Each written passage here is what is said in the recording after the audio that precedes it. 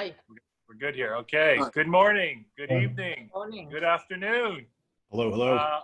Or wherever you are in the world. Thank you for taking time off your busy schedule. Even our panel of speakers span across 4 different time zones.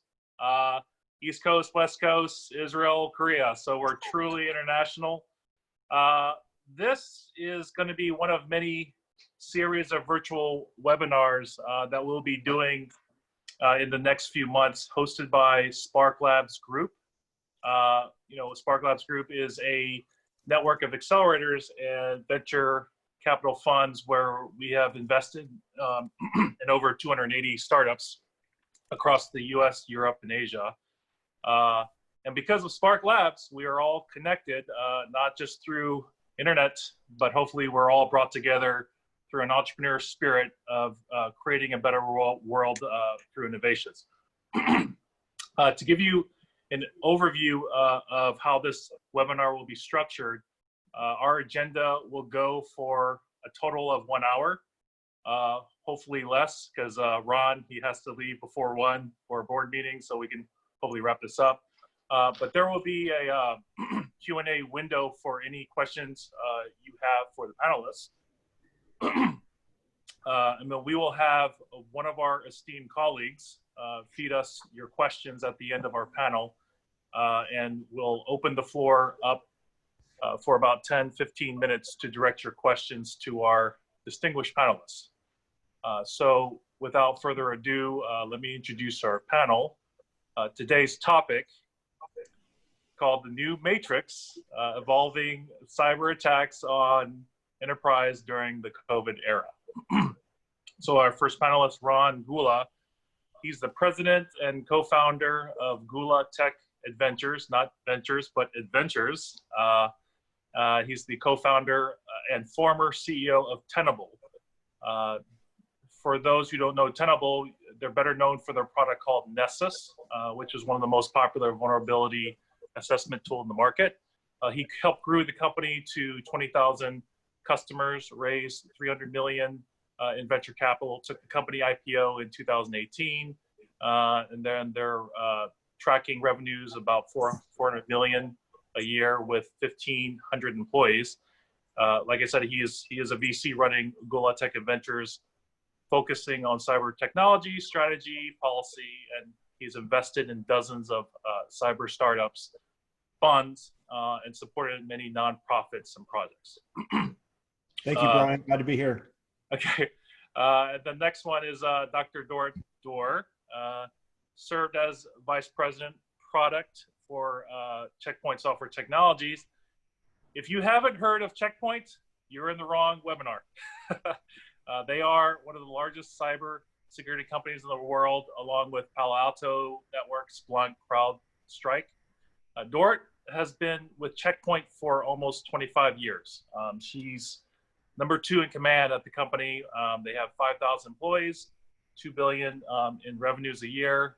She actually met the CEO, Gil Shwed, at the famous cyber unit 8200 of the Israel Defense Force. Her core responsibility include company product management, research, R&D, and quality assurance initiative. Now they have a massive cloud security platform called the Infinity Architecture 2.0, and products Quantum, Maelstrom, Sandblast, CloudGuard, which hopefully she can share with us later on. In 1993, she won the Israel National Defense Prize and was named Israel Forbes 50 Most Powerful Women. And she holds a PhD and MS degree in computer science from Tel Aviv University. Welcome. That was the longest introduction ever. Oh yeah, no, I'll try to make it. Don't worry, I'll make the other 2 short. Okay. The other 2 panelists, they are 2 SparkLabs portfolio companies, Ariga Security and CyGov.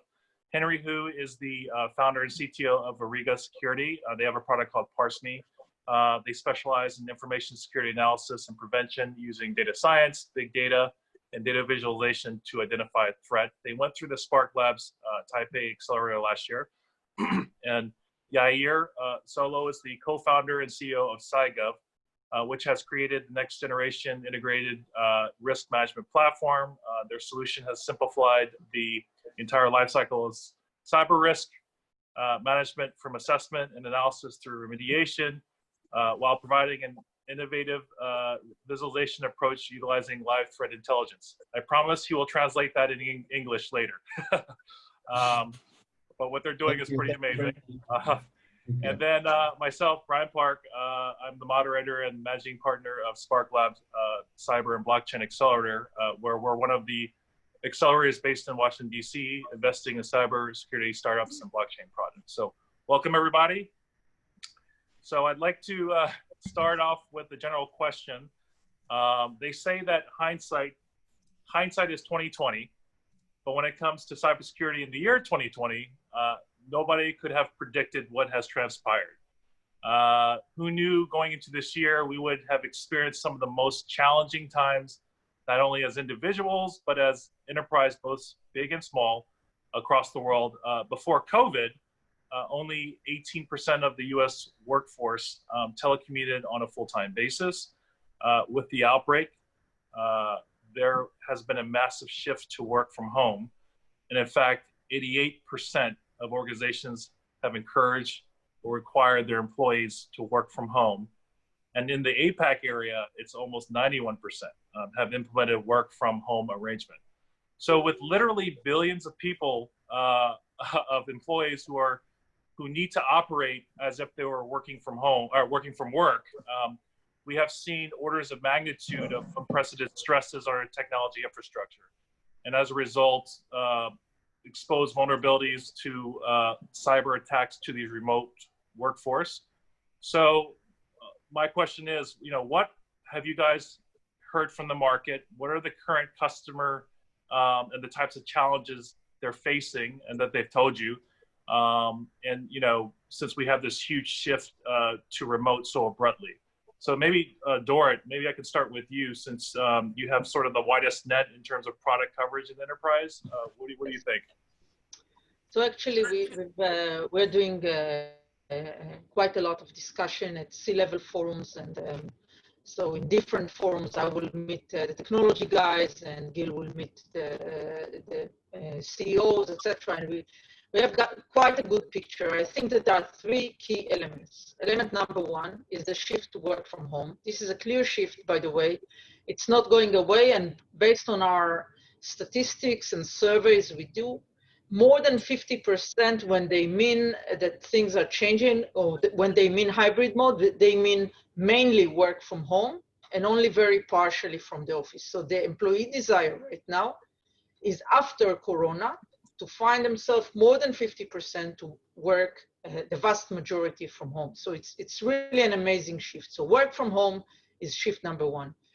Second shift is finding the customers, is focus on the customer, on the customer centricity, empathy to the customer, and understanding the customer. This is because the business has to go on, and the customers are in their dramatic change. So everybody is shifting their understanding of what the customer is doing right now and how to address the customers. This brings all kinds of creativities on how to connect to them.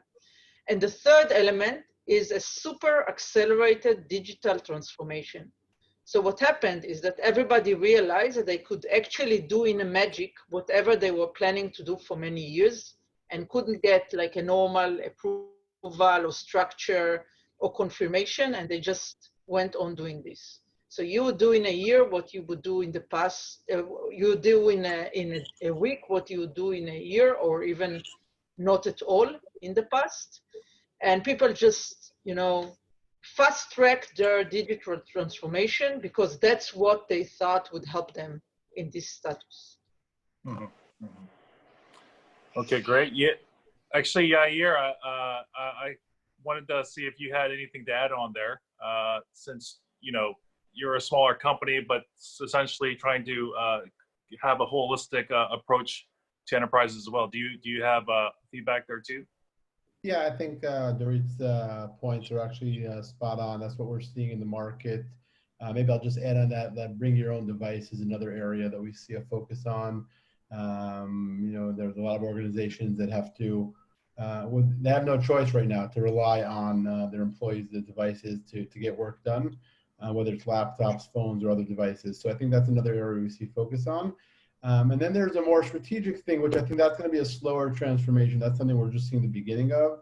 But the bigger picture of, and that's the holistic, that I think that people are more in chaos mode a little bit. So the holistic part's going to come afterwards. I think right now what we're seeing is, okay, how do we make sure this is up and running?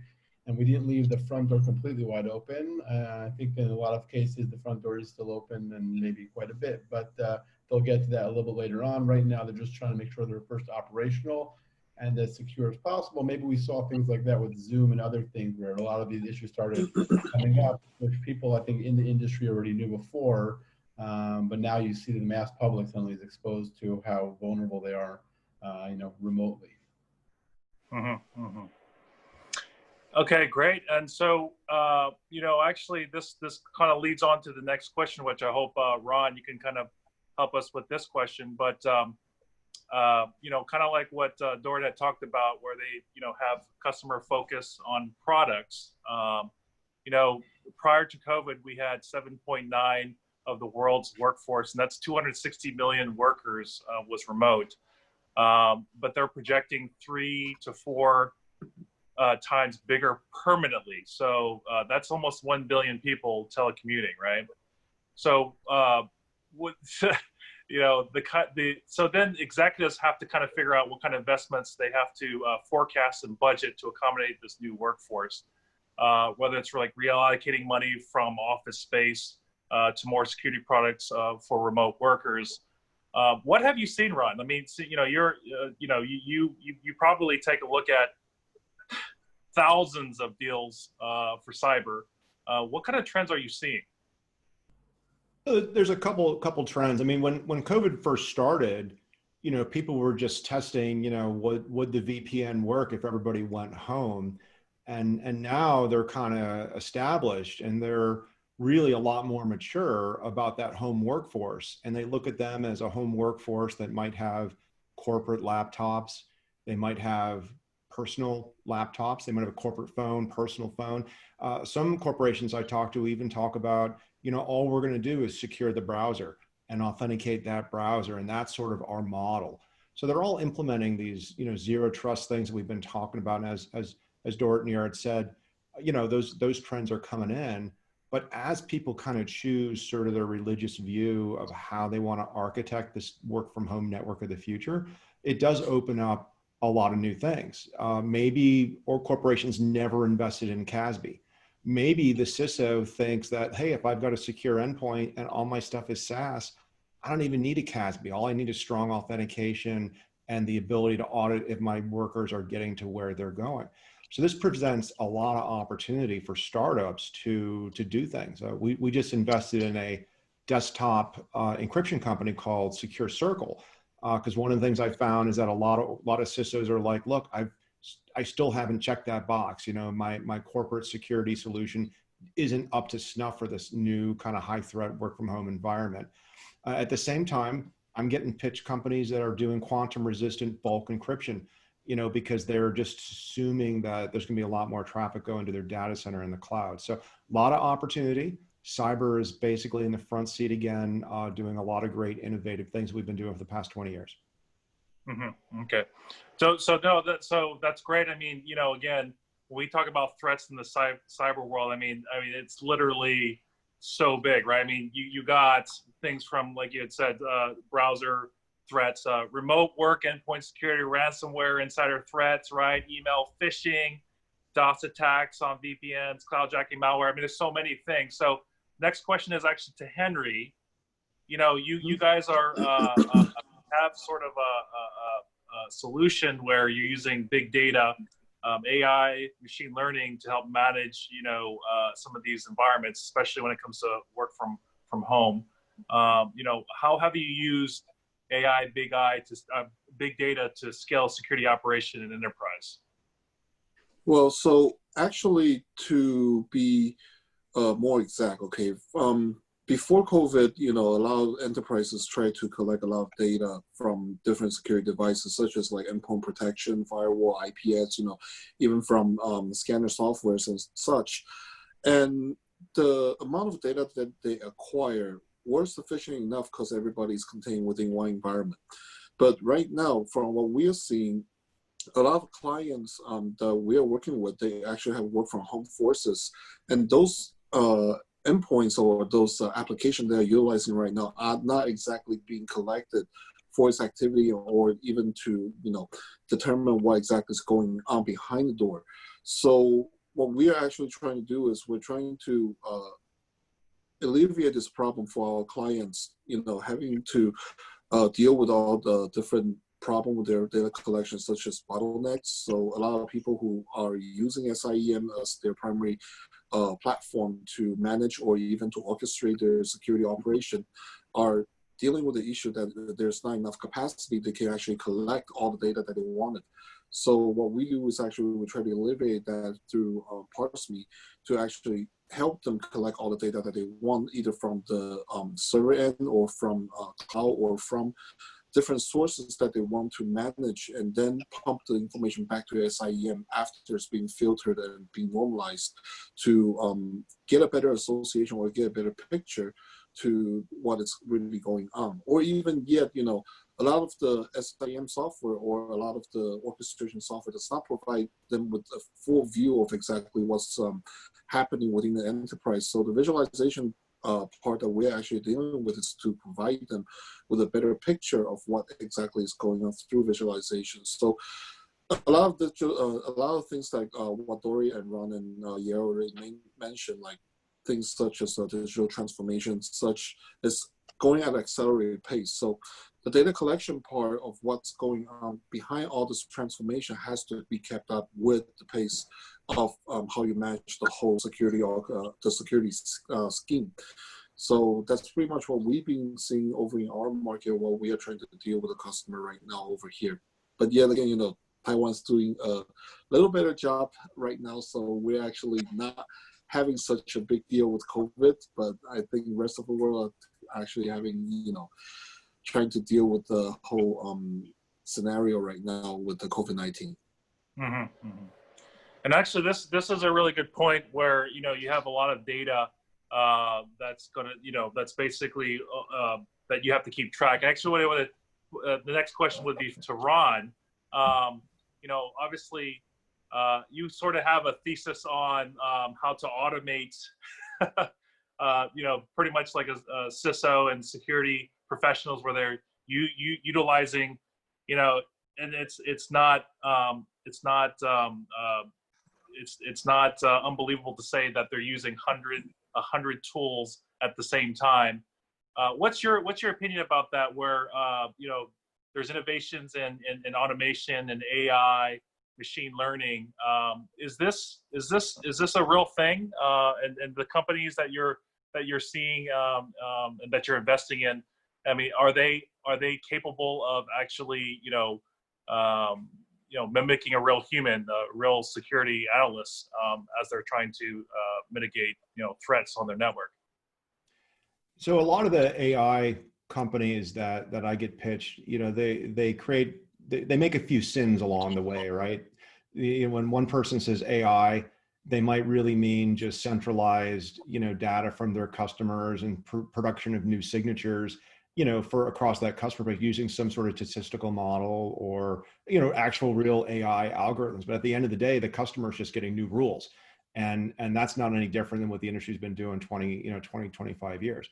But when it comes to actually having the ability to, buy some sort of technology that makes your workforce smarter or makes alert triage better or, whatever. I have never met a CISO who says, I bought product XYZ and fired a third of my staff, or, I couldn't fill 20 seats here in Chicago, but I bought this one outsourced managed SOC and guess what? I didn't have to fill those seats, right? So does it add value? Absolutely. But when you go look at the evidence of these companies who claim that it's more efficient, makes the analyst, just a lot better, I'm not seeing a direct correlation, even though the technology is a level better than what we've been doing for the past 20 years. Mm-hmm, mm-hmm. I'd like to add, if I may. So Yep. I think first, being as good as a human is not so good for cybersecurity, because the human response is very slow. So actually what you need to do is to be in a different position. You need to utilize somehow AI to prevent the stuff. If you are after fact responding to the stuff, that's already puts you in a questionable position, which is the same position as being human, but it's not that great. The other thing is that it's the problem in this space is that it's very hard to measure. So there would be three that would tell you, I have the best AI. By the way, nobody would say, I don't have the best. So everybody would say, I have the best AI with the most data. That's, again, a claim that. And now you have three. But how do you compare? They are not liars. Each one of them does something very good. But how do you measure, the problem is that you can't have like 100 in order to cover most of your needs. And it's not that easy to measure. So the challenge of the industry is also how to compare and how to know what's better. But in my opinion, what's better is prevention. And therefore, the whole question of how good you replace just the human is not good enough for the response. I agree 100%. Yeah. That's a great point. Good point. Well, can I just add one more point? Actually, a lot of the things that we're discussing with AI right now, like what Dorit and Ron has mentioned, it's not the exact science of how everything works, but more to effect in terms of security operations, it's how much time to action you can actually shorten. So a lot of things that we've been seeing in the industry, for example, in a SOC or such, average response time for a human whenever an incident happens is around like 15 or 20 or 30 minutes to have the action to move on to investigating or preventing something to from damaging the whole enterprise. And what we're trying to do, and in terms of what AI could do, and what I'm seeing is it's what AI could help to facilitate to shorten that time. So that is actually one of the benchmark that a lot of our customers using to base on. So how much time can you actually shorten from the time of the incident to time of response is something that's actually a lot of people are looking after with the current AI situation or the current model of how AI works in terms of security operations. So that's my 2 cents. Actually, Yair, I wanted to follow up here what Dorit had just said. Because most cybersecurity solutions focus on detection, response, right? Hunt, identify, analyze, recover, remediate, right? Or in other words, how do you track the bad guys after they get in? You guys focus at CyGov. You guys focus on prevention. One of them, which is basically, how do you prevent them from getting in, the bad guys from getting in the first place? So, how has CyGov, their product offering strategy changed? Especially, there's more employees working remotely. And then obviously the attack surface is wider as a result. Yeah, so I think that first of all, I just addressed the previous points what Ron said. I try not to sin as an entrepreneur, and I have avoided using the word AI, even though we're probably even touching on something that are already close to AI, but we don't use that in our materials. We actually focus a lot more on automation and integration, even tools like Tenable and others that we have integrated with already that we're pulling data from. And we really are focused, and your analogy is spot on. We're focusing not finding the bad guys in the building, but making sure that those windows, those doors, those alarms are properly set before the bad guys show up. And that's really the step that we're obsessively focused on improving and disrupting that exact space, because that space there today is largely managed by either GRC platforms or by spreadsheets often, more often than GRC platforms, and there's a lot of inefficiencies there. As far as our product offering, over COVID, we actually have a good story, kind of, maybe it was last week of February when we started seeing what was going on in Asia, and before it really hit full force in the US, it was actually around the RSA conference. We recognized in our company with R&D team that, this remote workforce change was coming, and I guess the advantage of us being a small company is also our ability to react overnight, literally overnight. We sat the R&D team down, we stopped all day-to-day kind of development, and we started focusing on a framework for risk that focused on remote workstations and personal device usage. We put that up in our platform in a week and a half. We put it out there for free as a way for CyGov to help the community during this tough time. we had over 3,000 companies come to our website in 1 week. So we saw there, we had a tremendous amount of signups and usage of our platform as well, just for that one campaign, which I think, very much, solidifies the point made earlier that chaos piece, right? People aren't going to do full risk management assessments right now. Everybody's going home, but can I figure out to make sure I thought about all the elements and the controls in place around my remote workstations and people using their own devices and all these ports I've opened up and video conferencing. And that's something that I think is, that we've seen from our perspective, we've changed a little bit. Our core product offering continues because, medium and long term, the industry is going to only need more cybersecurity, risk management tools, and compliance just going to go up now. As everybody's now working remote, and you can bet that there's going to be more frameworks in place and the regulators getting more involved to make sure that everybody's secure. So I think that, our long-term strategy hasn't changed, but certainly in the short term, we've reacted, to try to address the current need there in the industry. Okay. I just actually wanted to let the audience know that we'll probably have about another 10 minutes of panel discussions, and then so prepare your questions and then use the Q&A so I could kind of prep them up to ask them in a few minutes. So Dorit, I actually wanted to go back to you on your third point when you talked about digital transformation of the world. I mean, obviously, this situation couldn't have happened in normal circumstances, right?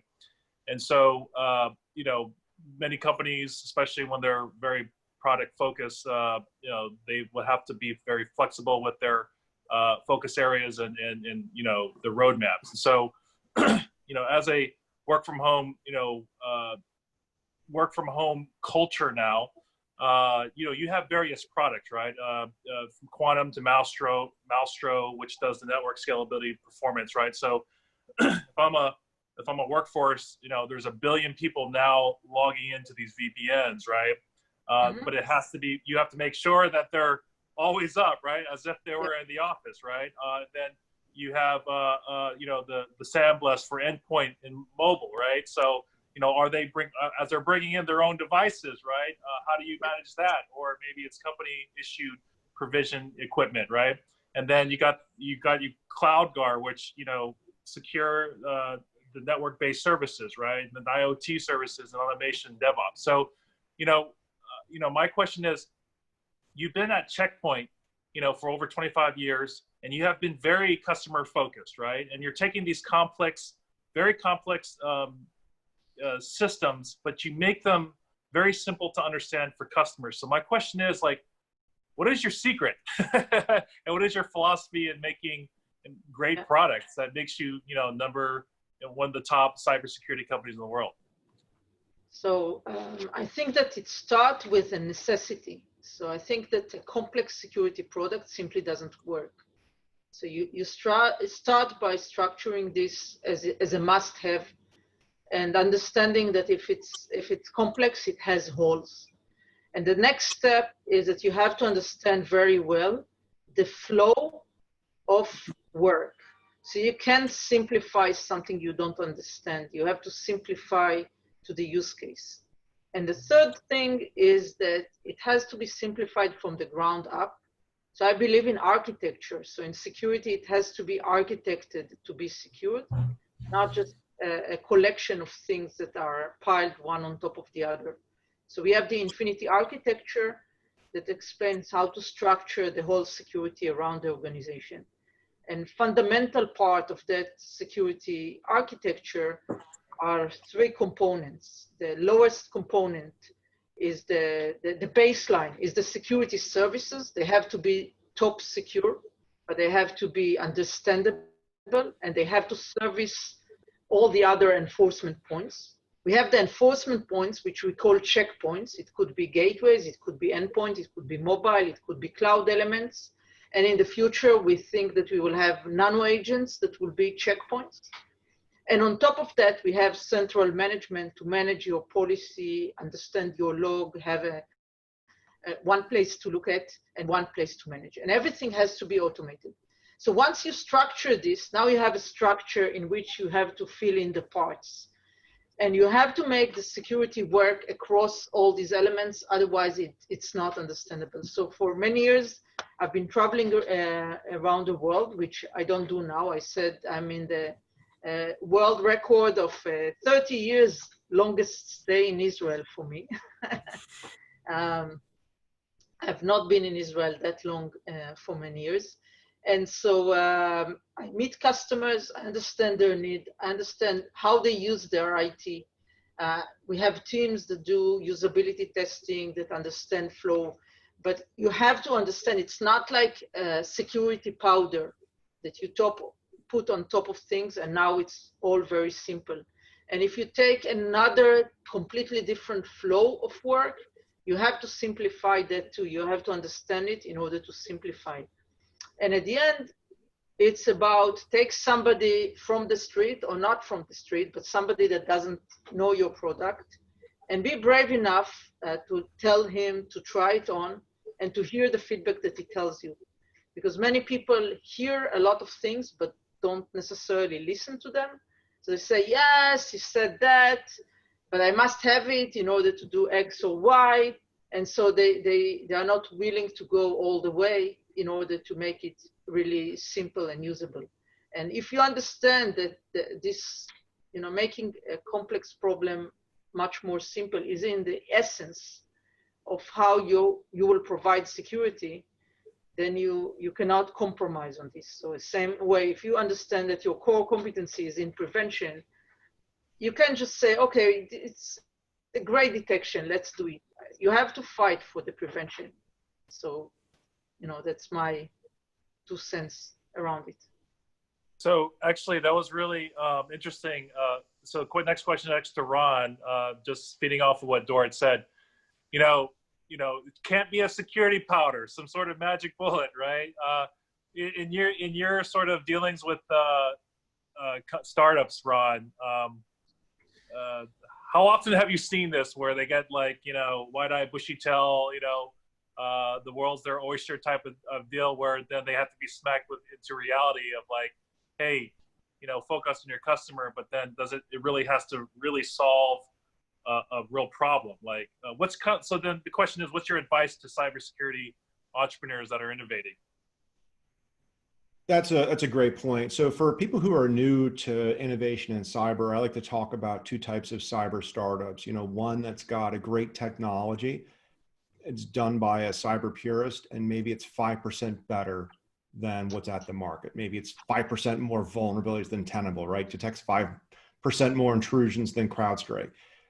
The market's not going to buy that. And a lot of cyber purists don't really think about, that they've got to go into a large enterprise or a small enterprise to an MSSP, an MSP, and convince them to rip out a product and put it in a new one. So if you're going to do that, it's got to be a lot better than just a little bit better. And even then, maybe not so. And the second thing is when somebody has something that's really innovative, where you don't have a market category, you're a trailblazer, you're doing something new. At that point, it's really interesting. VPNs have been around for a long time. Software controlled VPNs where I can kind of reverse pivot, to a container on the inside of my network and pop out in there in a zero trust network. That's something new. That means a lot of different things to a lot of different people, whether you're doing SecDevOps or doing traditional enterprise on-prem data center access. Things like Lambda. Their Checkpoint just acquired Pertigo, which was a great exit for them, and a good way for Checkpoint to kind of expand what they're doing to that kind of environment.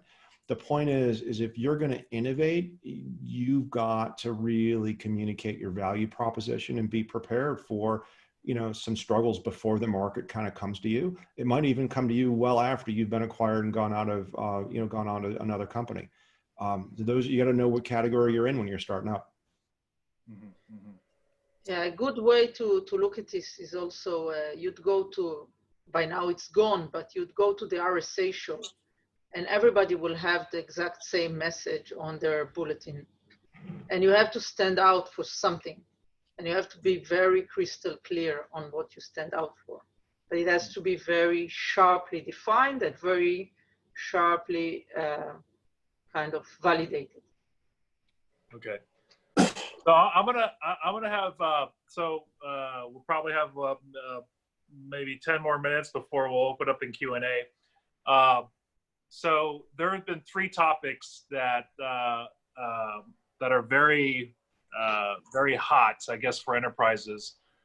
So one would be, you know, ransomware, insider threats, and then you know, over the third one, I think the remote, it's remote worker, obviously. So let me talk about the ransomware aspect of this, because there's actually a few dozen of people who are in this audience who've actually experienced it, right? So I wanted to take a case study so in 2018, the city of Atlanta, they actually had a ransomware threat, and the perpetrators basically asked for a ransomware for $51,000, right, in Bitcoin to recover their system. But then the mayor refused to pay the attacker, and then say, hey, you know, forget you. We're gonna get our emergency tech contractors to rebuild the system.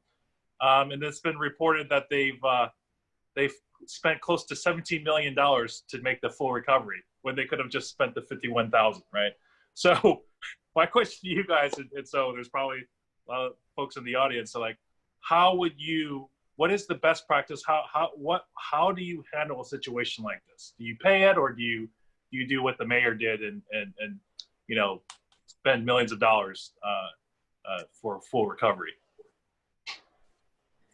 Well, that's a similar question to the real world. You know, when people take hostages, there are many other cases that you could ask.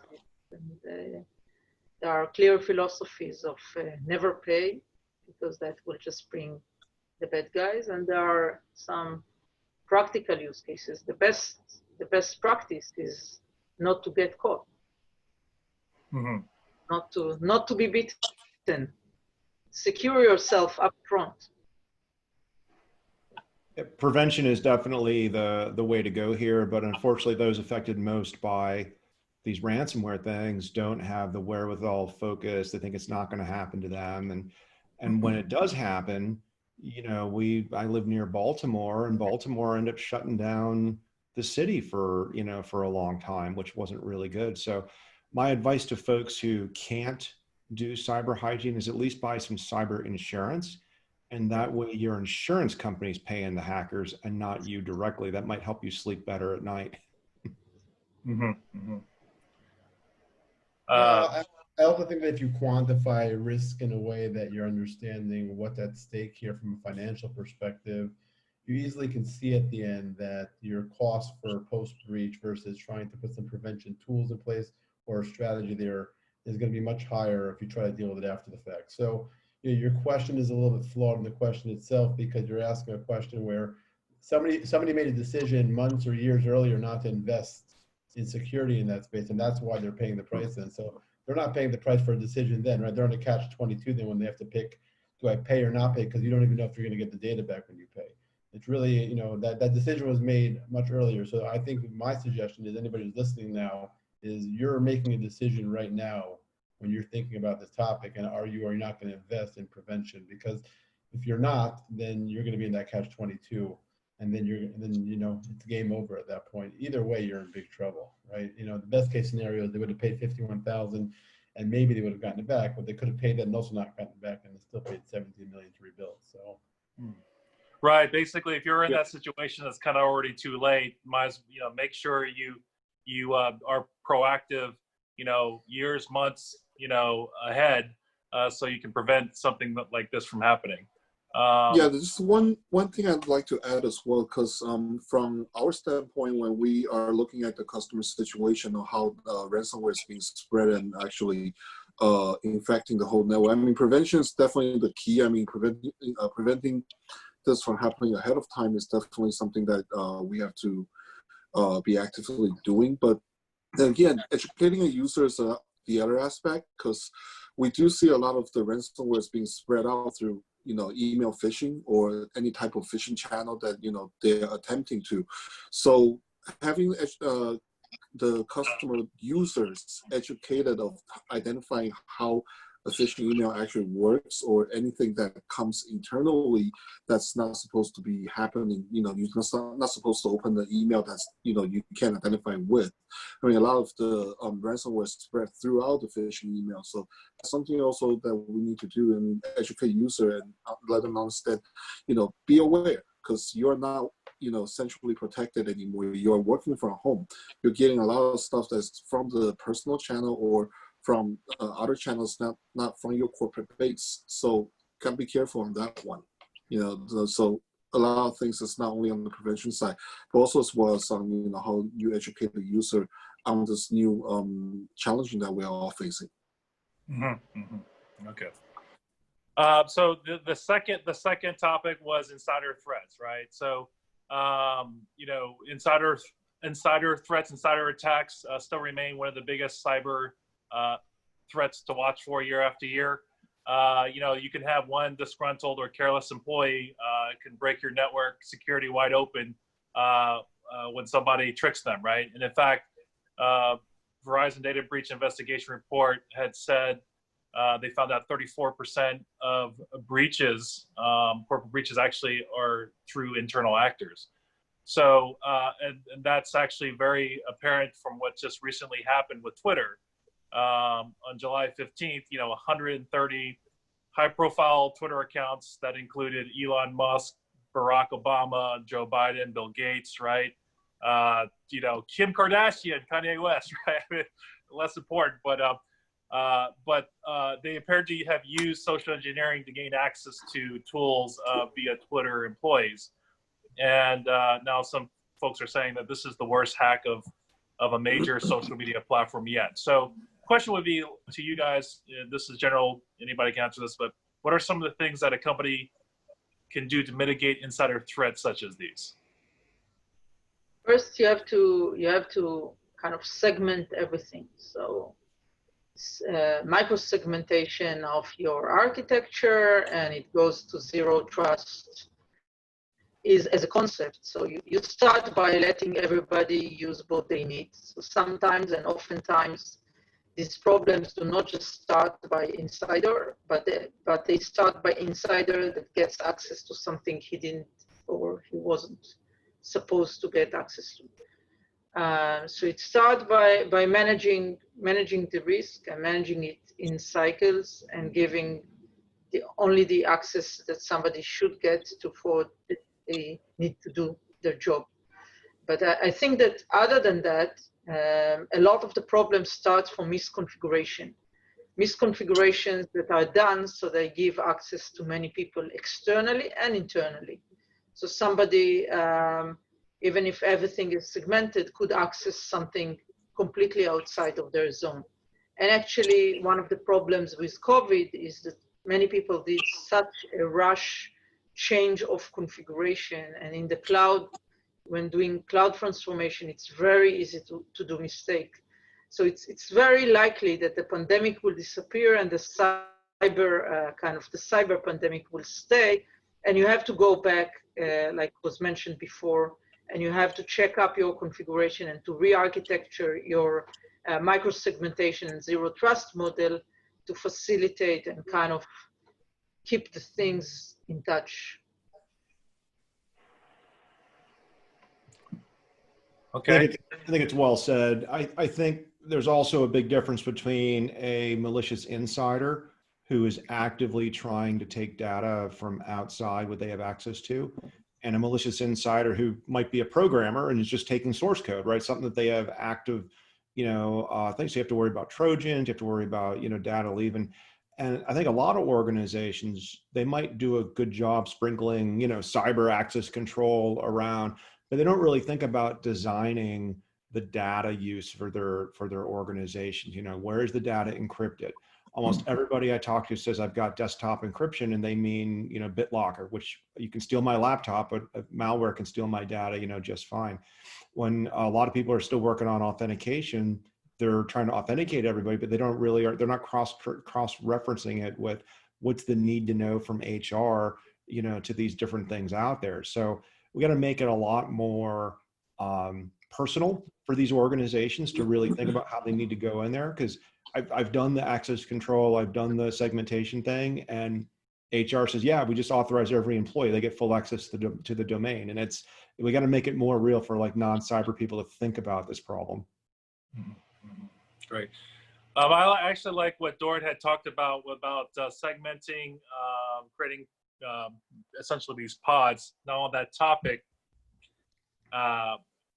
it's very interesting to see how organizations are trying to figure out how to segment their workforce during COVID, post-COVID, when they're bringing back their workforces. So my question to you guys is, how do you keep your cybersecurity critical staff, safe on premise? So you mean how do we keep them safe from COVID, or how do we keep them safe from cyber? No, so it's when they're coming into the office, right? And so because the cyber staff is usually considered critical staff, so they have to be on site. And so do you guys have policy of like 20% of the staff can be at the same can be only on site, or do they have to download a contact tracing app or things like that? So what are some of the policies you guys have in place to keep your critical staff safe, if you have an on-site premise, on-site policy?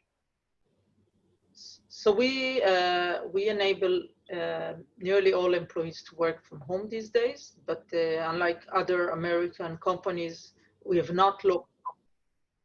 So we actually give options to employees if they want to come to the office because they feel it's more efficient for them to work from the office, and they could stay work from home. And by giving a complete choice like this, we get in Israel from like the R&D staff, which is used to work 100% in the office. Today we get between 20 to 25% of the employees in the office every day. These are just the 20 to 25% that wish to come to the office. The other 75, 80% of the employees work from home.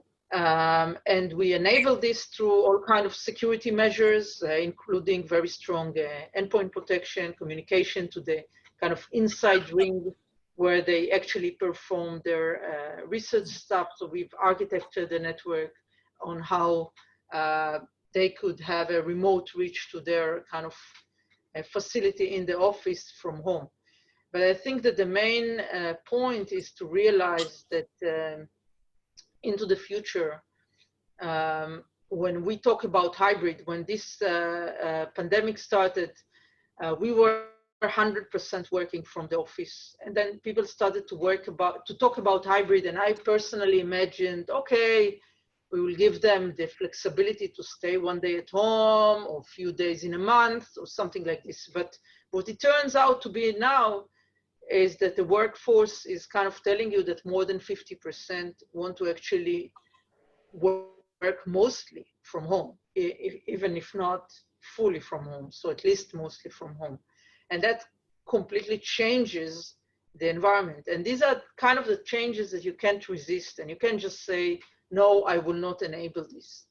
So at the end, we have to find our channels to give the very confidential access kind of from the zero trust and micro-segmentation pitch we had before on how to let people access their stuff and not to assume that we could bring everybody to the office. All that said, one last comment is that Israel is a country with kind of different rules on safety, and because Checkpoint is protecting many assets in Israel, Checkpoint could have brought all the employees to the office. So we could have enforced a different policy and tell everybody to come.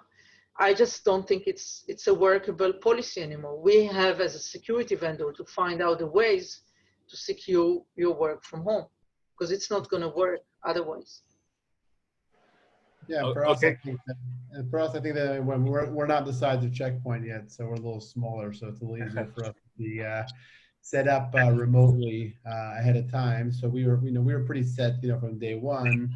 But you do feel the effects of COVID all around, and it's impacting people because it's not just in the control of the measure you put in the office from a personal protection perspective, because everybody's exposed to it.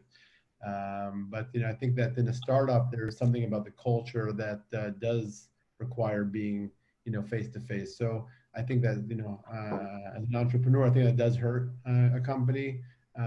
But I think we've used technology to bridge that gap to some extent, and we look forward to the days that we're all back in the office full time together. But I think we're making the most of what we have now, with technology and partly coming to the office with partial staff. So I got one more question before we do Q&A, and this is kind of a controversial topic, right, for on-premise, on-site workforce, and that's great, Dorit.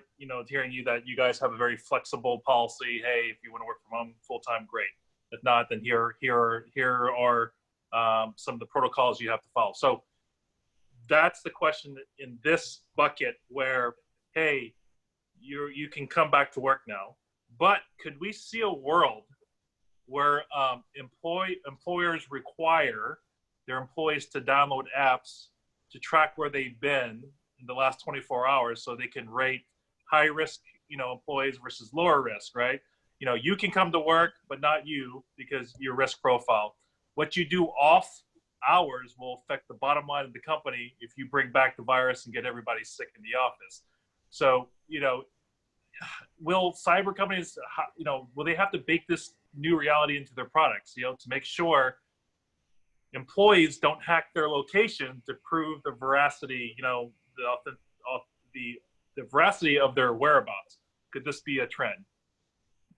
Yeah, in the United States, HIPAA basically went out the window. If you're talking to somebody, who has COVID or their wife has COVID or whatever, it's like open dialogue, and people feel like they're doing a service by sharing this information. We're all concerned about it. Doing it the right way or the legal way, and trying to keep in this hidden, and maybe just an HR matter, and only they manage it. It's hard to do when the entire population is probably going to be affected by this.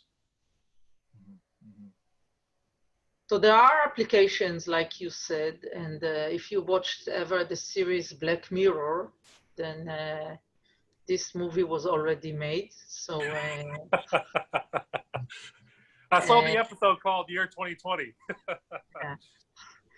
So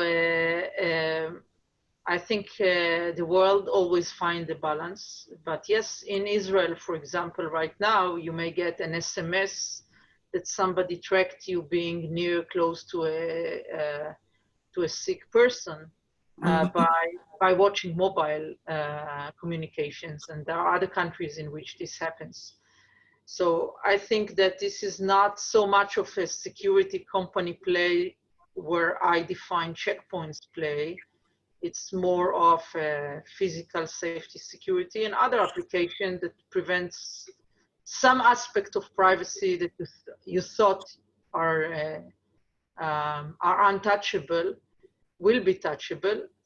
But in that sense, I don't see checkpoint playing an active role. I see it kind of a balancing act with a large part of the population. So maybe in different countries, there would be a different culture that will enable it or completely disable doing this. And the country will suffer the consequences of what they decided. So in some country, it may be completely legitimate, and people would be traced as a way to find what happened to them. And they may be healthier as a result, maybe lose less money in the economy, and other countries would say, no way that you'd watch me, and the population would vote against it. And if the balancing of how many sick and what's the impact of the economy would be terrifying, so maybe, the balance will move a bit from what the population desired. But it's mainly, I'd say, a consumer population versus kind of central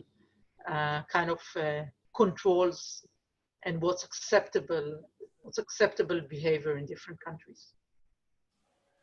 Actually, so I actually wanted to pose the same question to Henry, since you're in Taiwan.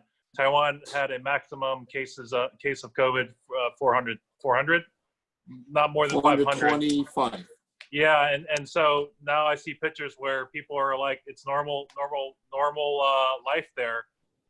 Some even not wearing masks anymore. So, what's sort of your opinion about that? I mean, I know that every time there was an international visitor, they would require them to quarantine, but then also if they were infected, that they actually had an army of like a tiger team keeping track of all the COVID patients, right?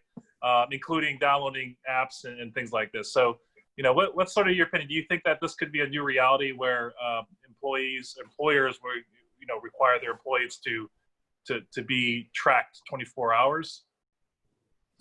Actually, for our situation right now, we're sort of like, escape from the reality of the rest of the world right now, because everything's pretty much, life is normal over here. So like you said, everybody, we are being kept reminded, not to forget to wear the mask when we're on mass transportation, so, or public transportations and such. But we're not actually requiring masks, in open spaces anymore. So, but again, for the fact that not a lot of companies over here in Taiwan are actually keeping a strict policy in terms of we have to keep track of where employees are, because the number of the local infection over here in Taiwan has been zero for past over 120 days already.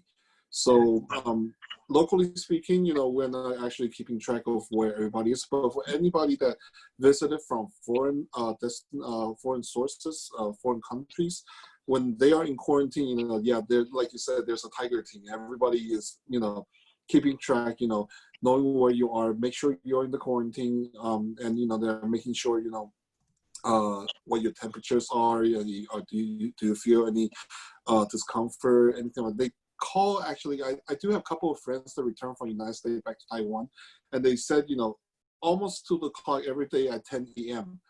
they would get a phone call asking what their current temperature is and do they feel any discomfort. And I do have a friend who had fever when during quarantine, and he was immediately, almost like within 5 to 10 minutes, I have to say, I have a fever of 37.5 degrees. Like within 5 to 10 minutes, ambulance was right at his door, and those guys are escorting him in full biosuit and just rush to the hospital, get him checked out. So yeah, we're keeping everything tight for any foreign visitor coming over here. And in terms of local domestic, like I say, we have not been in quarantine, so we're sort of like, escape from the reality from the rest of the world that we are not actually, doing work from home as actively as everybody else. I mean, there were measures that put in place to do it work from home, but right now it's pretty much life like normal over here. And if you look at some of the news, there's sort of like a revenge tourist wave going through Taiwan right now. Everybody's going to all the tourist destinations like in waves like 10,000 and 20,000 people. So it's kind of crazy over here right now that we're not experiencing the same thing like what everybody else does. Yeah, no, I really appreciate that. Okay, go ahead. It's also a matter of discipline of the population. Israelis are very undisciplined, so they are being told one thing and they are doing other things. So it's a combination of enforcement tools, self-discipline of the population, and other things that you could implement that are very, very culturally different in different locations. Yeah, we did went through the whole SARS drama before, so I'll just make a point maybe about the COVID. I think that like we all obsess about the virus itself and everybody's becoming experts. So it's interesting, almost every conversation spends probably 20 or 30% of that, but maybe we take a step back in this conversation and think about how, viruses, infections of malicious malware and all those type of items that we're talking about today spread in the world. And look how a global pandemic spreads as well. There's some interesting,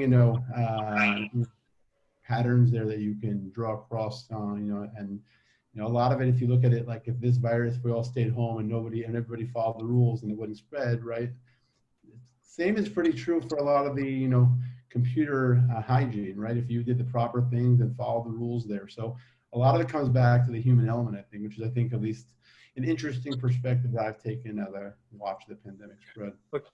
Okay. No, so this is good. I wanted to interject here a little bit because Ron has to get going in 2 minutes, but you have a question. Do you have time to answer this question, Ron, in 2 minutes? I can answer that question succinctly. So there's a question from Ram. Yep. He asks about the automatic software testing market and some of the false positives associated with that. Is context awareness, is it a big deal? And this is something I've invested in parts of, and obviously Tenable's got a role in here, but I look at this as you've got for web app stuff, you've got people who write code, but then at the same time, there's the infrastructure that the code runs on, right? Whether it's VMware, whether it's Kubernetes, whether it's all, serverless, Lambda, that kind of stuff. But then you also have your third parties. So all of those things are dependencies, but then so is like your live C and the different Javas that you're pulling in and stuff like that. So to assume that a vendor can actually take all that, simulate it, and identify 100% of the bugs would be incorrect. So, but at the same time, as long as you're asking these questions and you're also trying to enable your team with code quality, trying to make sure that if they're doing agile, that they're, retrospectives, that they're being listened to and well-funded.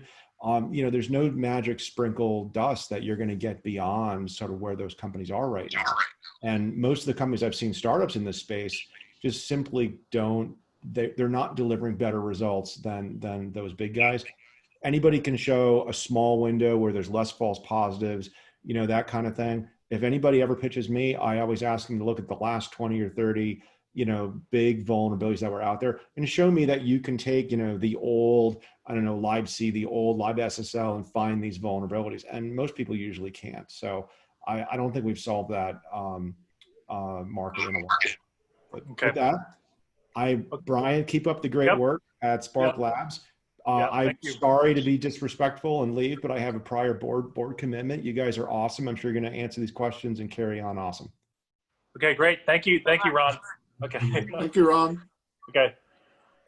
And so we have a few more questions here. We're gonna wrap up here in a few minutes, but let's just look through here. Let's look here. So.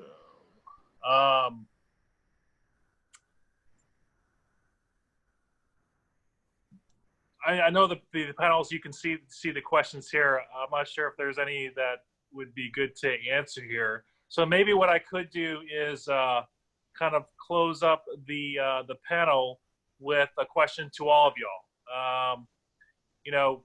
Kind of seeing what's happening with COVID-19.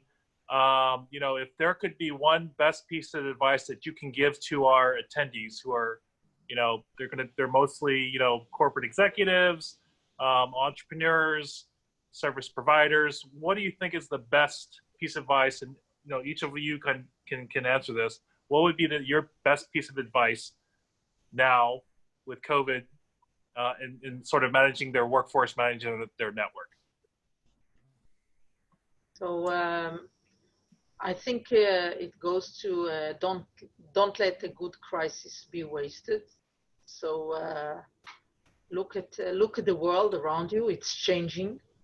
Accept that it's changing. Don't try to make it like it was before.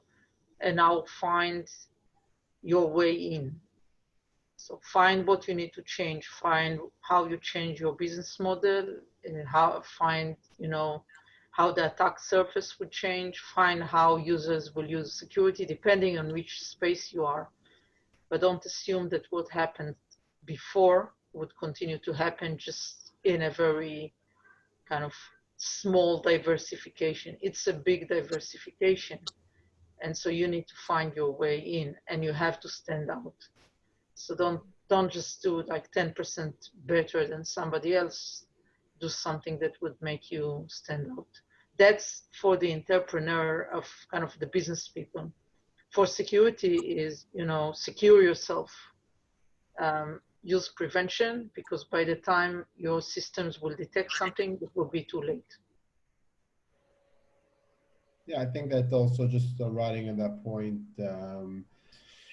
by understanding the world is changing, like Dorit said, I think that taking the proper steps to address this issue as a long-term issue and not a short-term issue. Everybody's in that crisis mode, but what we just saw now, like mentioned many times, that overnight digital transformation, and being as such that we're going to have teleworkers and telehealth and distance learning, and not all that's going back the way it was before, no matter what happens after this, then your dependency on technology and your need for cybersecurity has just increased greatly.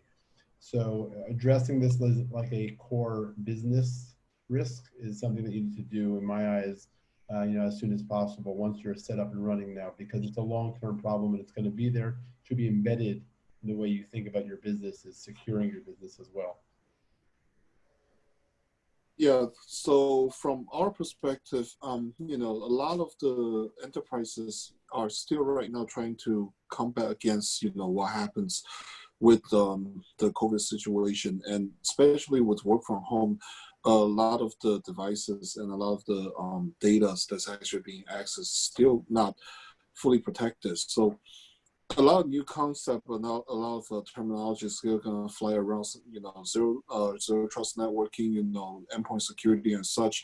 I mean, protecting yourself and protecting your enterprise ahead of time is actually something that's more critical than ever. And again, coming back to the main point of how you deal with the user, how do you educate the user, how do you actually prevent them from being stupid to infect or harm what your current infrastructure is actually something that's more critical than, on top of what you already have in terms of the prevention software or the analytics that you already have in place to see what exactly is going on in your enterprise. So that's basically it. And then my piece of advice, last statement is, obviously COVID-19 has certainly changed how we operate our business and workforce. And then hackers will always continue to exploit people's fear and threaten, our critical infrastructure. But one thing is for certain, staying aware of the risk that lies ahead of you will put you in a better position of not falling prey to them tomorrow. But always use common sense.